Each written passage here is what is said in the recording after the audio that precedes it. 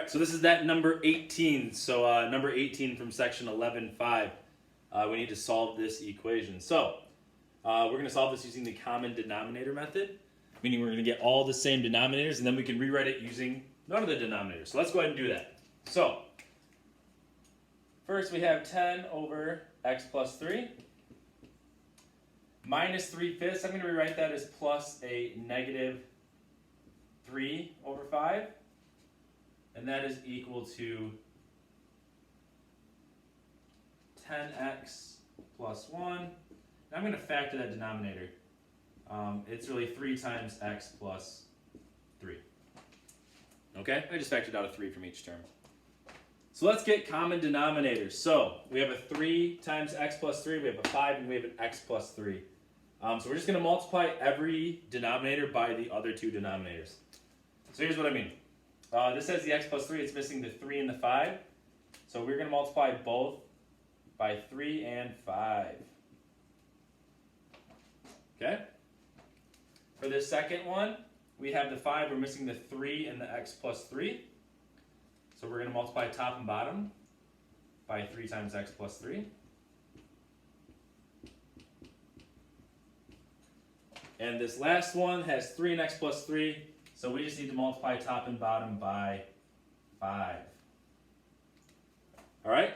So what you should see is every denominator has x plus 3, x plus 3, x plus 3, x plus 3. Every denominator has a 3, 3, 3, 3. And every denominator has a 5. So we have all the same denominators. So let's go ahead and write it using just the numerator. So 3 times 5 is 15, so we'll have 10 times 15 plus negative 3 times 3. I'm going to rewrite this as negative 9 times x plus 3, and that's equal to 5 times 10x plus 1. So just kind of change some order and simplify it a little bit.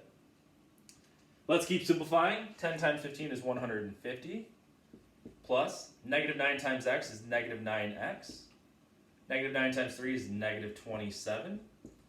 5 times 10x is 50x. 5 times 5 is 5. Let's combine some like terms.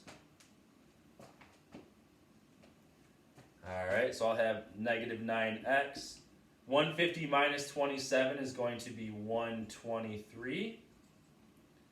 That's equal to 50x plus 5. Whoops, I forgot my x. Don't forget your x.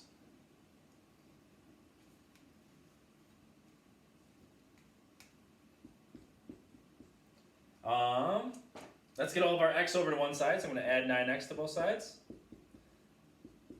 leaving me with 123 is equal to 59x plus 5. Now we'll get our 5 to the other side, subtract 5 from both sides, leaving me with 118 is equal to 59x. Divide both sides by 59, you get x equals 2.